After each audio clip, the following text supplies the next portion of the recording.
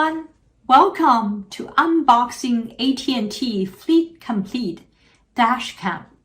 I'm Helen Yu, the host of CXO Spice and AT&T Ambassador.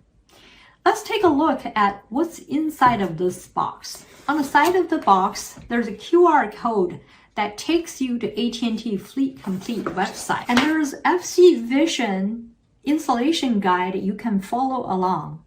The model I received today is called VT230 with a dual camera. Here is a driver-facing camera.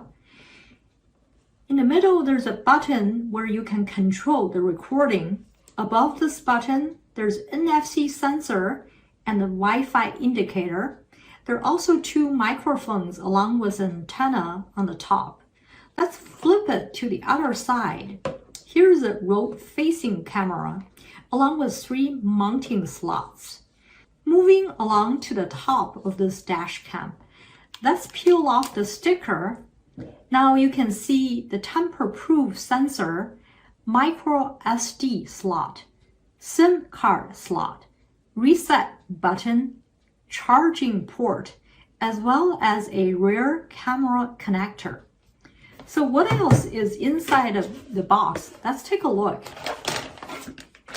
There's a cable kit,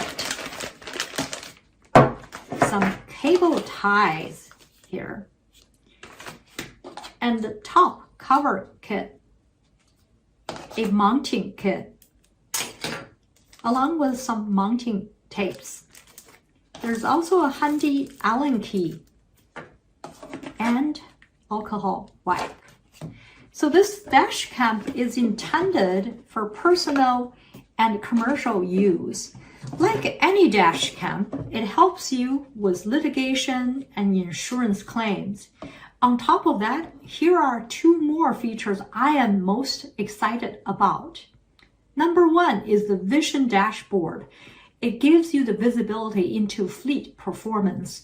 Number 2 is the ADAS, Advanced Driving Assist System, that offers in-action coaching for drivers. I can't wait to get this installed and have a test drive. So thank you for unboxing AT&T Fleet Complete with me. Now let's get AT&T Fleet Complete Dashcam installed.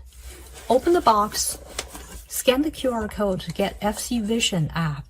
You can follow the instruction for installation. First, we need to find where we want to mount the dash cam. It should be on the driver's side because it will track driver's activities. And I'm going to install on the top left center. Now let's verify that the SIM card and the memory card are both inserted to the main unit. I use the Allen key to loosen the 2 screws. I like the fact that they do not fall off when I loosen them.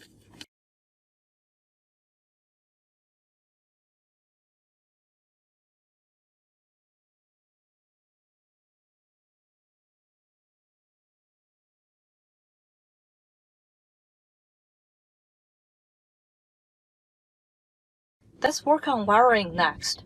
Find the OBD onboard diagnostic port of the vehicle.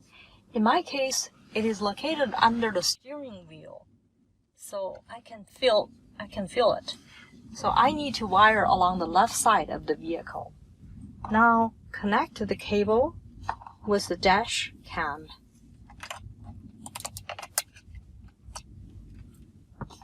And remember to secure the dash cam with a protective cover.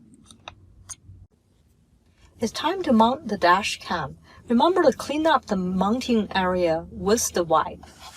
And then remove the protective film and firmly press this to the mounting area.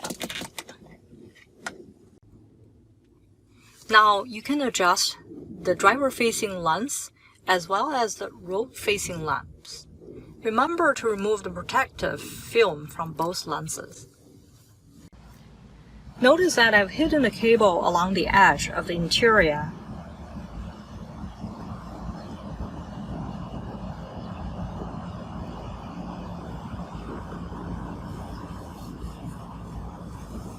Now let's connect to the OBD port.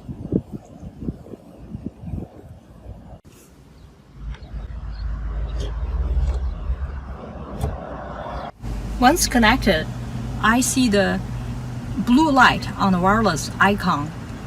Give the dashcam a few seconds to boot up. Trip has started. Once you hear the confirmation, press recording button to start recording. Recording video.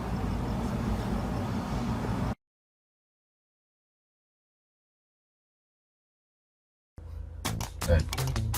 Now let's have a test drive. Trip started.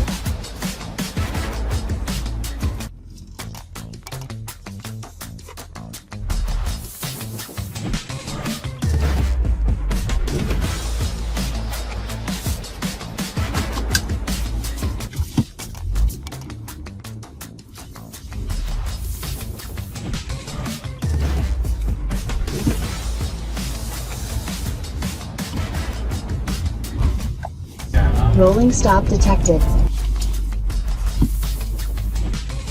Harsh braking detected.